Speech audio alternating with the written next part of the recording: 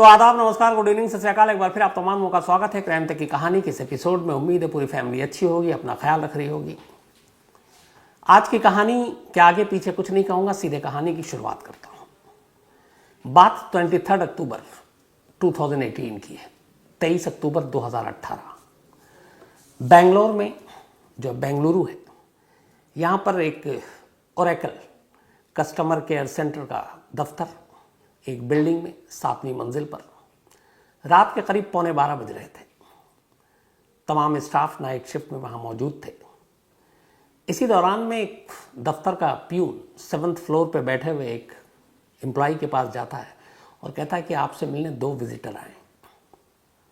11:15 बजे रात को अब 2 विजिटर, वो भी थोड़ा सा पकाता है, लेकिन इससे पहले भी कई उसके दोस्त और बाकी लोग मिलने आते रहते थे, तो उसे लगा कोई दोस्त होंगे। वो नीचे आता है मीटिंग रूम में, जहाँ पे वेट कर रहे थे गेस्ट। 2 लोग लंबे चौड़े अच्छे कदकाठी के वहाँ बैठे हुए थे। अब ये शख्स उसके पास जाता है, दोनों मेहमानों की नज़रें मिलती हैं उससे। वो उन्हें पहचान नहीं पाता, आंखों में सवालिया निशान कि आप लोग कौन हैं। और तभी उनमें से एक शख्स अपना हाथ आगे बढ़ाता है और इस ओरेकल के एम्प्लॉय की तरफ हाथ बढ़ाते हुए सिर्फ 2 शब्द कहता है, हेलो मिस्टर तरुण। हाथ आगे बढ़ा हुआ है, जुबान से नाम तरुण। सुनते ही ये नाम सामने वाले शख्स के चेहरे पर हवाइयां उड़ने लगती हैं, क्योंकि ये नाम उसने 15 साल बाद सुना था। 15 साल तक ये नाम उसने किसी की जुबान से नहीं सुना। 15 साल तक किसी ने उसे तरुण कहकर पुकारा ही नहीं। इन 15 सालों में उसकी पहचान, उसका नाम एक ही था, और वो था परवीन भटेले। तो उसके सारे दफ्तर के लोग, उसकी अपनी पत्नी, दोनों बच्चे, दोस्त, पड़ोसी, हर एक यही जानते थे कि इस शख्स का नाम परवीन भटेले है। लेकिन 23 अक्टूबर 2018 की उस रात करीब 11:15 बजे ओरेकल के ऑफिस के अंदर 2 मेहमान आकर हाथ बढ़ाते हैं और कहते हैं, हेलो मिस्टर तरुण। 15 साल बाद ये नाम सुनकर लगभग उसे चक्कर आने लगता है। इस दौरान में वो पुलिस वाला अपना हाथ आगे बढ़ाता है। तब तक खौफ, दहशत कहें या फिर अनजाने में, या फिर ये कि वो अपने आप में सुध-बुध में नहीं है, वो भी अपना हाथ आगे बढ़ा देता है। दोनों हाथ मिलते हैं। सामने वाला उसके हाथ को पकड़ने के बाद उसकी उंगलियां टटोलता है। उस हाथ में एक उंगली ढूंढ रहा था जिसमें रिंग पहनते हैं, और वो उंगली उसकी टूटी हुई थी। जैसे ही वो हाथ मिलाता है और उस उंगली की तरफ फेरता है अपने हाथ को, सामने वालों को यकीन हो जाता है कि यही तरुण है। इसके बाद फिर वो अगली लाइन कहता है, चलिए तरुण साहब, खेल खत्म, वापस अहमदाबाद चलते हैं। और उसके बाद वो दोनों शख्स उसे लेकर बिल्डिंग के नीचे उतरते हैं। नीचे बेंगलुरु पुलिस की एक पुलिस की गाड़ी थी, उसमें ये लोग उसमें सवार होते हैं। और फिर वहाँ से अगले रोज़ यानी 24 अक्टूबर 2018 को तरुण को लेकर ये लोग अहमदाबाद पहुँचते हैं। इससे पहले जब रात में वो बिल्डिंग से लेकर नीचे उतरते हैं, तब उनमें से एक शख्स अहमदाबाद में बैठे अपने सीनियर अफसर डीसीपी को एक व्हाट्सएप मैसेज करता है और साथ में एक फ़ोटो, और मैसेज में सिर्फ इतना ही लिखा था, गॉट इट। अब सवाल ये था कि एक कॉल सेंटर के दफ्तर में काम करने वाले शख्स को रात 11:15 बजे 2 लोगों ने उठाया, साथ ले गए, नाम पुकारा। इन सब में कहानियाँ क्या थी? तो वो दोनों शख्स पुलिस वाले थे, अहमदाबाद क्राइम ब्रांच से बेंगलोर आए थे और इसी शख्स की तलाश में आए थे। अब इसे लेकर ये अहमदाबाद पहुंच गए। ये कहानी का पहला पार्ट है। अब 2018 से 15 साल पहले चलते हैं पीछे। 2003 वैलेंटाइन डे, 14 फरवरी 2003, 14 फेब 2003। अहमदाबाद में एक हस्बैंड वाइफ रहा करते थे। उनमें से एक का नाम था तरुण धिनराज और उनकी पत्नी का नाम था सजनी। तरुण और सजनी की शादी सिर्फ 3 महीने पहले हुई थी, दिसंबर 2002 में, और अब तारीख थी 14 फरवरी 2003। सजनी अहमदाबाद के एक बैंक में एग्जीक्यूटिव अफसर थी और तरुण धिनराज अहमदाबाद के एक स्कूल में पीटी का टीचर था और वॉलीबॉल का कोच भी। दोनों की शादी घर वालों की मर्जी से हुई थी, अरेंज मैरिज थी। ये दोनों केरला के बेसिकली रहने वाले थे, केरलाइट थे, लेकिन फिर सजनी का परिवार अहमदाबाद आ गया नौकरी की तलाश में। तरुण का परिवार भी पहले केरल में था, फिर मध्य प्रदेश में रहा। उसके फादर मध्य प्रदेश में पीटी के टीचर थे। एक भाई की नौकरी अहमदाबाद में लगी, फिर तरुण भी अहमदाबाद आ गया और यहीं पर एक स्कूल में वो भी वॉलीबॉल का कोच बन गया। इसके बाद केरल के कुछ लोगों के ज़रिए इन दोनों का रिश्ता तय होता है और शादी होती है। शादी के बाद सब कुछ ठीक ठाक था। शादी के बाद तरुण सजनी के साथ एक अपार्टमेंट में रहता है, लेकिन वो हमेशा जब भी कहीं बाहर जाता, वॉलीबॉल के मैच भी होते तो इसको बच्चों के साथ जाना पड़ता, तो अपनी वाइफ से हमेशा कहता था कि तुम घर में मत रहना अकेले, यहाँ पे लुटेरे चोर ये सब होते हैं तो कुछ भी हो सकता है, तो जब मैं बाहर रहूँ तो तुम अपने मायके चले जाना। अहमदाबाद में ही सजनी के घर वाले थे, पिता थे, माँ थी, बहन थी, तो सजनी भी अपने घर चली जाती थी। आखिरी बार वो अपने घर उसी फरवरी 5 तारीख को गई थी और फिर लौट आई थी।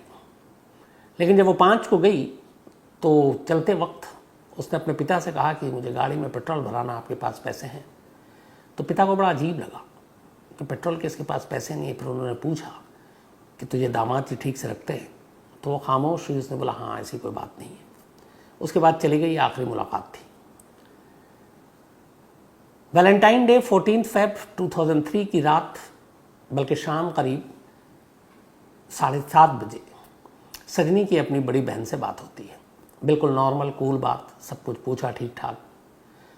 10-15 मिनट की बातचीत के बाद फ़ोन रख देती है।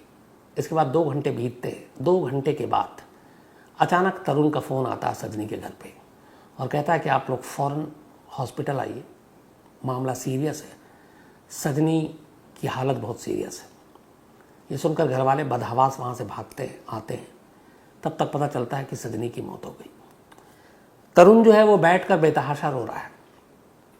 पुलिस आती है, मौके पर देखती है, सजनी के दुपट्टे से ही उसका गला घोट कर कत्ल किया गया था। घर के सामान बिखरे पड़े हुए थे, कुछ जेवर गायब थे।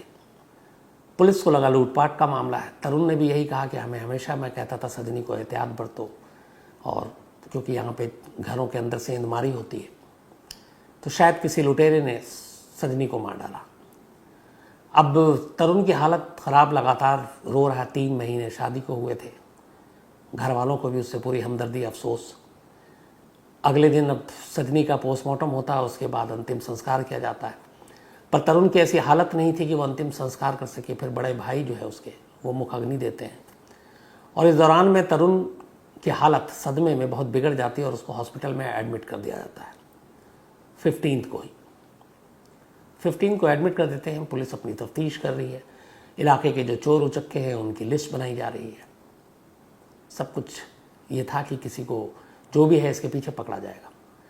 लेकिन अचानक 2 दिन के बाद 16 फेब 2003 की शाम को तरुण के बड़े भाई का पुलिस को फ़ोन जाता है और वो कहता है कि तरुण गायब है। तरुण हॉस्पिटल से गायब हो गया। अब यहाँ पे पुलिस को थोड़ा सा शुरू में डाउट भी था तरुण पे कि इस तरीके से घर में कैसे कत्ल हो सकता है। फिर वो बयान भी बदल रहा था।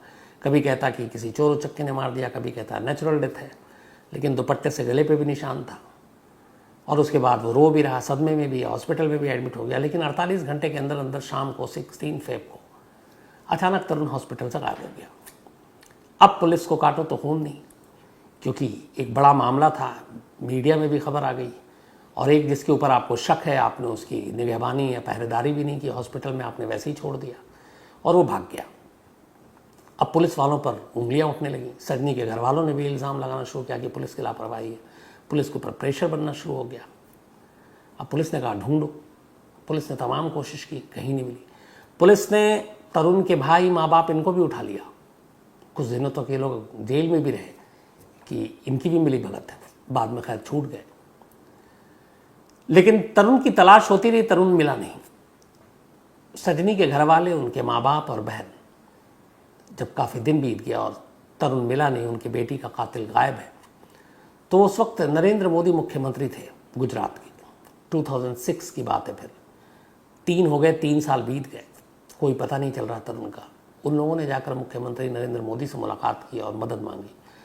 चीफ मिनिस्टर ऑफिस से फिर मैसेज गया और पुलिस से कहा गया कि इस केस को आप सीरियसली लीजिए। अब इसके लिए स्पेशल टीम बनाई गई। बाकायदा 1 लाख रुपए का इनाम रखा गया तरुण की खबर देने के लिए, लेकिन तरुण गायब। अब पुलिस ने उधर जो जांच की, पोस्टमार्टम रिपोर्ट आ गई, गला घोट कर कत्ल हुआ है। आसपास के लोगों से पूछताछ करने पे पता चला कि ऐसा कोई अनजान शख्स घर में आया नहीं। फिर ये भी पता चला कि तरुण सजनी को शादी के बाद से ही तंग करता था। फिर ये पता चला कि शादी से पहले ही तरुण का एक लड़की से अफेयर था और वो उससे शादी करना चाहता था।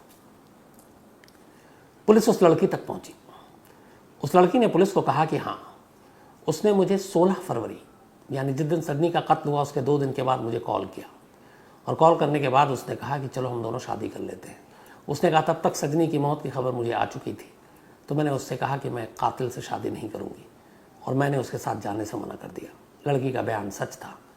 पुलिस ने उसको क्लीन चिट दे दी। तो फिर यही कहानी आई कि अपनी गर्लफ्रेंड से शादी करने के लिए उसने अपनी बीवी का कत्ल कर दिया। अब ये बात समझ में नहीं आई, अरेंज मैरिज थी, वो पहले भी मना कर सकता था, अपनी गर्लफ्रेंड से शादी कर सकता था, लेकिन उसने ऐसा किया नहीं। शादी के 3 महीने बाद बीवी को मार डाला और गर्लफ्रेंड से शादी की पेशकश की, लेकिन गर्लफ्रेंड ने मना कर दिया कि मैं एक कातिल से शादी नहीं करूंगी। अब मोटिव क्लियर हो गया था, कत्ल पति नहीं किया, यह भी साफ हो गया, लेकिन कातिल फरार। धीरे धीरे वक्त बीतता गया, तरुण का कोई सुराग नहीं मिला। पुलिस लगातार लगी रही उसके घर वालों के सर्विलांस पे। पूरे घर वालों की जगह जगह शादी वर्दी में पुलिस तैनात किए गए कि शायद वो घर पे मिलने आए, मिले नहीं। इस दौरान में फैमिली भी फिर शिफ्ट हो गई। ये लोग पहले एमपी में रहते थे और फिर बेंगलोर में एक रिश्तेदार था, इसके अलावा केरल में। 2009 आते आते तरुण के पिता की मौत हो गई, और फिर पुलिस को पता चला कि 2009 में ही तरुण पहली बार केरल गया था, जब इसके माँ बाप गए थे, और वहाँ पहली बार कत्ल के बाद सजनी के यानी 6 साल बाद वो केरल में एक जगह पे अपने माँ बाप से आकर मिला। उसे देखकर माँ बाप की भी हालत ख़राब हो गई। उन्होंने कहा अगर किसी ने देख लिया तो मुसीबत आ जाएगी, पुलिस ढूंढ रही है। वो आखिरी मुलाकात थी। कहते हैं कि अपने माँ बाप से मिलने के बाद वो जब गया, उसके नेक्स्ट डे ही तरुण के पिता को हार्ट अटैक हो गया और दिल का दौरा पड़ने से 2009 में उनकी मौत हो गई। अब उसके बाद वो वहाँ से निकल गया। अब पुलिस ढूंढती रही। धीरे धीरे जब वक्त बीता तो पुलिस भी सुस्त पड़ गई। एक तरह से केस तो क्लोज ही हो गया, लेकिन केस को पूरी तरह से बंद भी नहीं किया। कहते हैं कि हर महीने एक आध बार इस केस पे नज़र डाल देते। जब भी कोई नया पुलिस अफसर आता पूछता अपडेट क्या है। मंथली मीटिंग में इस केस को ऊपर रखा जाता, फिर पूछा जाता अपडेट क्या है। लेकिन इधर साल दर साल बीतते जा रहे थे। अब इस केस पे जो भी नया अफसर आता उसकी नज़र भी होती। धीरे धीरे 3 से 2016 आ गया, 2016 में एक और पुलिस अफसर आए। उन्होंने कहा कि इस केस की फाइल खोलो, अपडेट क्या पता करो। तो उन्होंने पता किया कि फादर की तो डेथ हो गई है तरुण के, माँ जो है वो अब एमपी में है, मंदसौर में, और एक बेटा उनका अहमदाबाद में है। लेकिन वो कहाँ है पता नहीं। अब मंदसौर में भी पुलिस ने आगे पीछे अपने शादी वर्दी में टीम लगाई, लेकिन कोई सुराग नहीं मिला। लोगों से भी पूछा, कोई इस तरह का हुलिया का लड़का आता है, पता चला नहीं है। 2016 में उस लड़की ने जिसके साथ इश्क था तरुण का, जिसको अपनी बीवी का कत्ल करने के 2 दिन बाद उसने ऑफर किया था शादी करने के लिए, और जिसने कातिल कहकर शादी से मना कर दिया था, उससे पुलिस ने कांटेक्ट किया कि तुम्हारे पास कोई खबर आई कभी पलट के उसने तुम्हें याद किया। तब उस लड़की ने पहला क्लू दिया। उसने कहा कि हाँ, अभी 2016 में ही मेरे कुछ दोस्तों ने बताया कि उसने तरुण या उसके जैसे मिलते जुलते हुलिया वाले शख्स को दिल्ली के एक मॉल में देखा है। अब पुलिस की टीम दिल्ली के मॉल और उस इलाके को छानने के लिए अपनी भेजती है। फिर ये भी पता चलता उसी दौरान में जब देखने की बात थी, तरुण की माँ भी दिल्ली में थी। तो अब ये था कि शायद वो माँ के साथ हो, लेकिन तमाम चीज़ें खंगालने के बावजूद तरुण नहीं मिला। वक्त बीतता गया। अब 2016 के इस क्लू के बाद पुलिस को एक चीज़ का यकीन हो गया था कि तरुण जिंदा है। उसने सुसाइड नहीं किया है, कहीं और नहीं भागा है, बल्कि देश में है। इस दौरान में जब तब खबर आती, कभी उसको गुजरात में देखने की बात आती, कभी महाराष्ट्र में, कभी मध्य प्रदेश में, कभी बेंगलोर में, कभी केरल में। 5 राज्यों और उसके पूरे फैमिली के अराउंड 4000 फ़ोन नंबर मोबाइल के, इनको खंगाले। 4000 नंबर्स जो उसके दूर के रिश्तेदार, दोस्त, ताकि कब कहाँ से किसी के पास फ़ोन आ जाए और वो क्लू मिल जाए। सब बेकार। माँ के नंबर को भी पुलिस ने रडार पर रखा हुआ था। तो उस माँ के नंबर से ये पता चलता था कि ये कुछ लोगों से तो बात कर रही हैं केरल और ये, लेकिन जितने भी लोग थे वो सब रिश्तेदार थे। तरुण शायद किसी नंबर पे बात नहीं कर रहा था। पुलिस अंधेरे में थी। धीरे धीरे अब इस बात को 15 साल बीत गए। 2018 आ गया।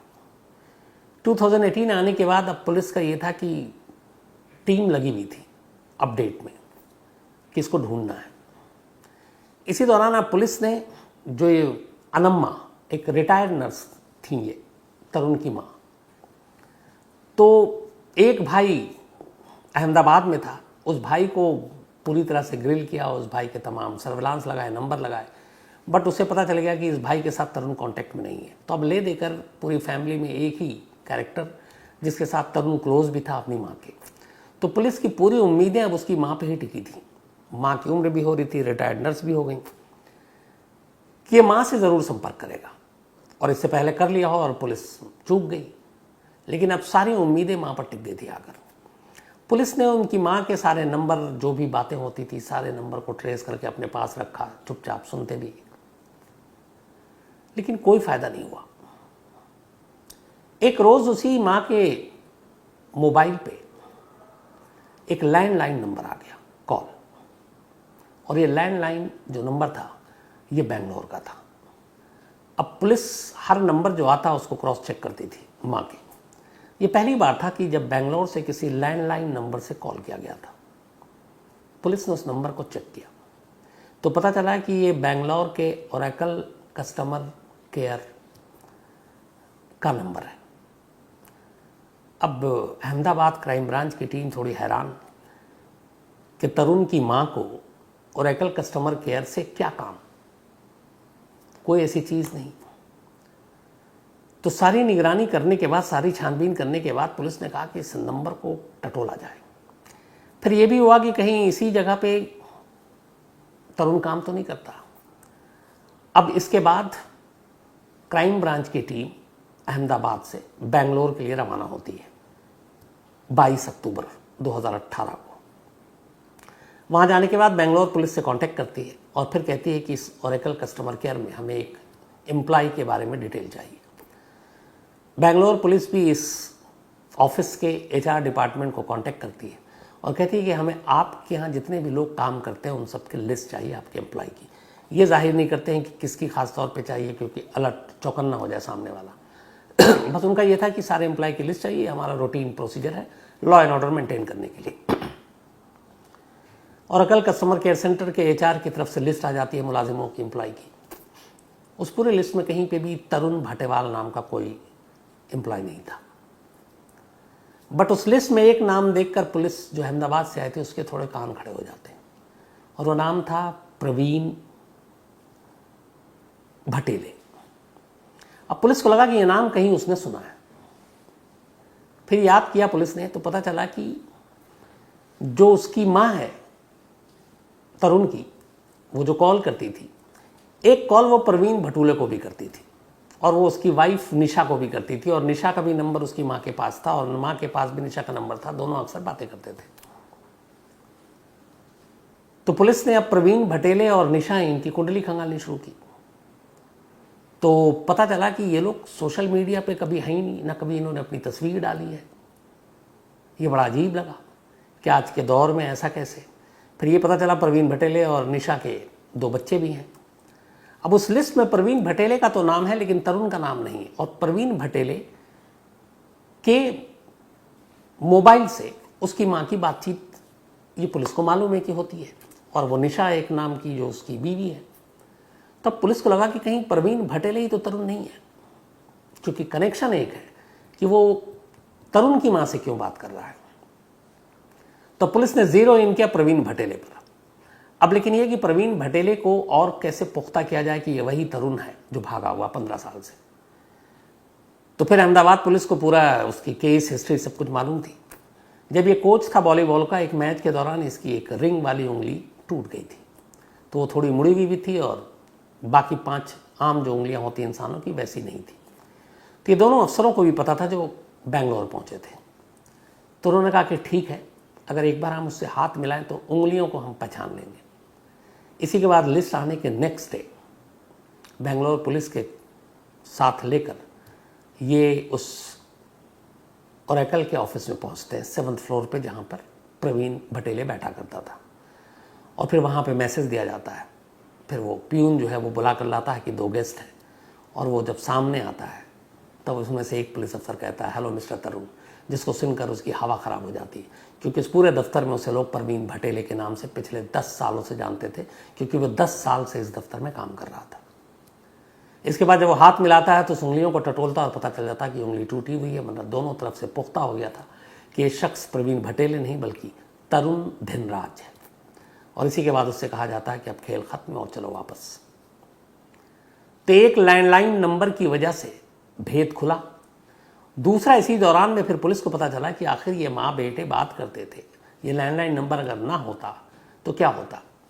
तो पता चला कि उस दिन उसने कोशिश की, उसके मोबाइल से बात नहीं हो पा रही थी, और माँ से बात ज़रूरी करनी थी।